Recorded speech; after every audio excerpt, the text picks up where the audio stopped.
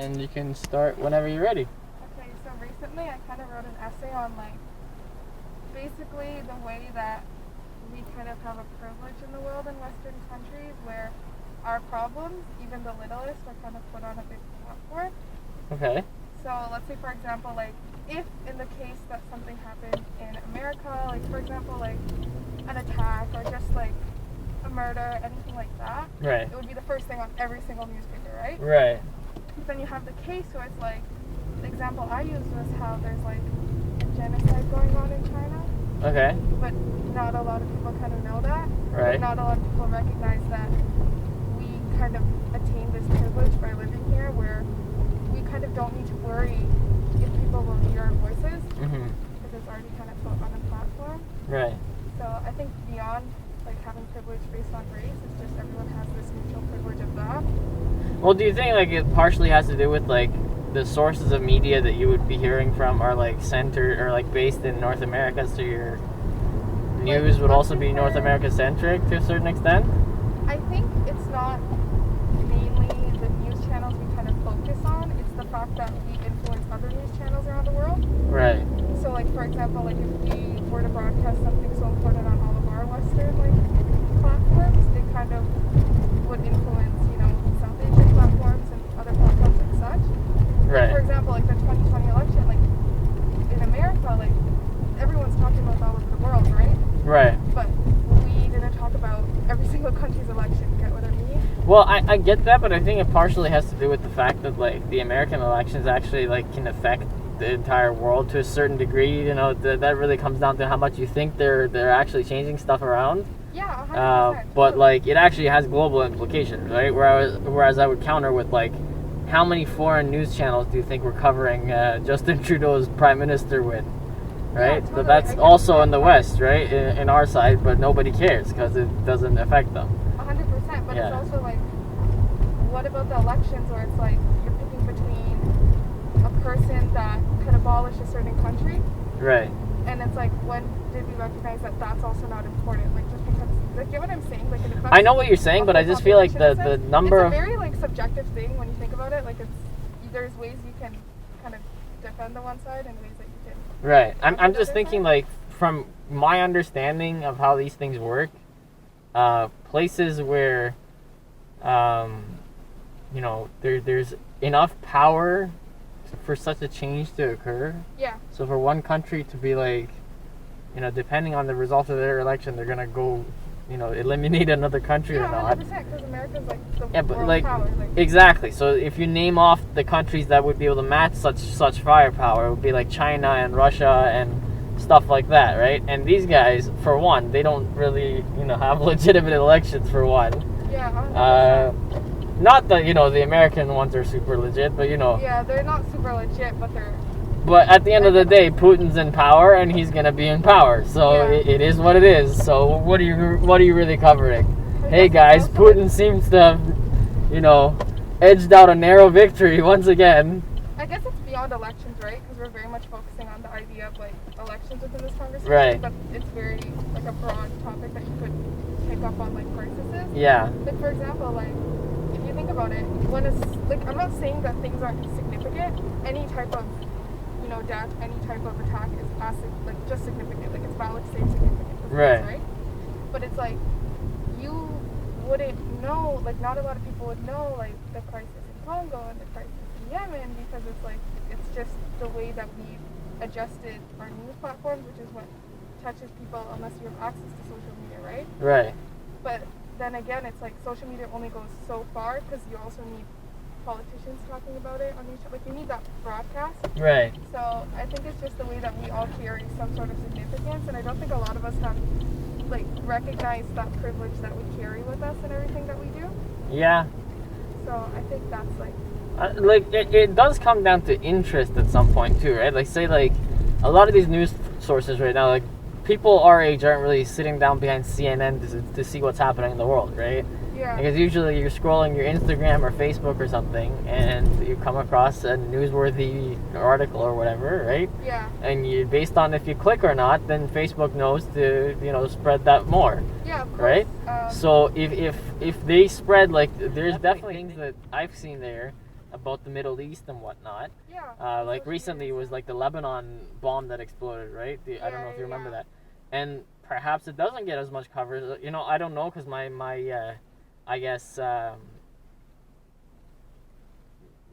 view into that world is a little wider than the average person. So perhaps I see it more, if you know what I mean, through the people around me or whatnot. But yeah, I think part of it does come down to like how many people are interested in such a story. So maybe it's just like racial bias or something. I don't know. It's like a funny word because when we use interest, it also takes into like what type of people are interested in. Right. Like, it also does come down to race because if you notice it, like in France, like there was an incident where like somebody was killed based off like it was a terrorist like incident, like a terrorist attack. Yeah. And the next week there was an attack by white people on this like on 2 Muslim girls, right? Right. And it's like that part wasn't covered, but the following week when it was like when it happened to a Caucasian person, it was covered. So I guess it does like focus on interest, but it's also like maybe it's not always just based on race though. Like here's an example. Like you hear a lot about the children in cages, right? At the US-Mexico border, right? Yeah. That's like a super hot topic. Is like, oh my God, you can't be separating these kids from their parents. This is awful. Like their living condition is terrible. Blah blah blah. But you never hear about the kids in Congo who are 4 years old mining for cobalt for your iPhone, right? No one gives a shit about those guys. Yeah. Which you could totally argue that their condition is far worse than the kid who's in a cage. As bad as it is to be at the. Yeah, there's always a condition you could say it is worse. Yeah, but like you're saying, like it's not cared about as much. Like it even though it's probably far more horrible to be that kid. Yeah. It's not as emphasized, right? Yeah, or like again, another example would be just like immigrants coming in versus like the slave trades that you see in Africa.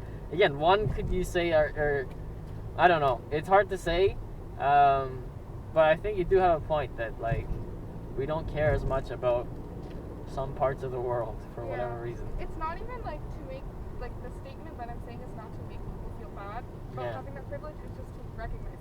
There's nothing wrong with recognizing. That's like the first step in just like acknowledgement. But what happens at like acknowledgement doesn't change anything for anyone, I know, right? So what do you actually do to like that's like also saying like I would rather prefer somebody acknowledge their white privilege than not. Get what I'm saying? It's like it like I don't though. I really don't get the whole idea of acknowledging your white privilege. Like what does that actually do? Well, that's the first step because if you like I'm not saying that like you don't stop there, but I'm just saying to actually do something about it, you have to acknowledge it, right? To do something about a crisis, you acknowledge the crisis. Right? Maybe, like, I could be a shitty driver, and I could acknowledge that I'm a shitty driver, but if I don't do anything to improve my driving, then it doesn't really matter if I acknowledge it, right? Yeah. So, I don't know. Do you think, like, can you think of what the next steps would be? If you yourself was the first, step one, acknowledge, step two, what do you do?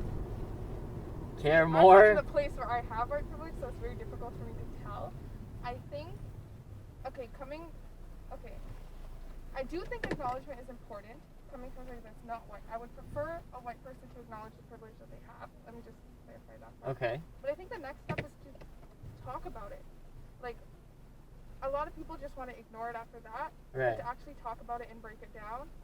And like, okay, so you can talk about it now. You actually have a platform now, as small as it may be. Like so what kind of white privileges do you think? Platform, but talking about it with the people around you. Yeah, but this is in a sense, people like say there's a bunch of white people watching my channel for God knows what reason, and they come across this video and they want to hear your point of view about what should be done about their white privilege. So what would you say to them? Oh man, am I a politician now? It's not about politician, right? You don't have to be a politician. I don't want to say the wrong thing. Get what I mean? That actually would be the politician, right? If you were a politician, you wouldn't want to say the wrong thing. But you're just a person who said, A, I'm white, B, I've acknowledged that I have this privilege, and C, I know that we need to go further than just to acknowledge it, right? So I'm just asking you, what is it that you do I think the best way to use your privilege now, and I'm assuming maybe a lot of your viewers are younger, as in their 20s. I don't know yet. We don't know, but yeah. I'm just going to assume that possibly. Sure. I think social media has so much power. Okay. And I think they need to use their voice, because a lot of people aren't capable of using their voice. They're in danger when they use their voice. Right. You know what I mean? Like if you compare protests when they happen, like let's say all the protests that happened after George Floyd's death and all of that, right? Yeah. The response to that was very like aggressive, right? And it was like, well, it depends how you define aggressive. If it's like, well, you know, you police, post a black aggressive. picture on your Instagram, like, no, that. Like actual, I'm talking like on the ground by the police was very aggressive. Like, yeah. whatever happened. Sure. And you compare it to like white protests that happen that go against that, right? Like a counter protest that's sure. more on the, I'm going to use the word white supremacy. Okay. Like the white supremacist side. And the police response to that was much little. So you see that white people have the privilege in using their voice, and they're capable of speaking out for people that can't really use their voice. Yeah. Because automatically you're given a little higher platform than those of color. Here, I don't want to like assume too much, but I feel like part of it was because like there was a decent portion of the, you know, the actual protesters who were actually just like looting and setting things on fire and whatnot, whereas the racist white supremacist dudes are just out there being racist white supremacists, right? So like the police is not going to come beat the shit out of you because you're wearing a swastika. Yeah. Do you know what I mean? I've seen so many videos though where people are literally like, I'm not going to say that it's something that happens every single time. Right. But it happens a lot where they do attack their, like, the white supremacist side does harm the other side and cases like that. But then you have like cases where it's like there's a lot of peaceful protests that happen and they get a really bad reaction by the police. Well, it's funny that the police, the protests are about police violence, and the response of the police is to do more police violence. Yeah. So that's got to show you something about the police force in general. I don't know if you can attribute that to racism, because it's all the police doing it, so you can't really say they're all racist, because, you know, a lot of them are of the races that they're supposed to be racist against. Yeah. I don't know. We live in a weird world. We do. Best we can do is to, like, I guess, make sure we care about each other, I guess. Individually do what we can. Yeah. That's about it. Okay. Sounds good. Thank you so much. Thanks for sharing. Thank you. Yeah, no problem. Take care. Have a good night.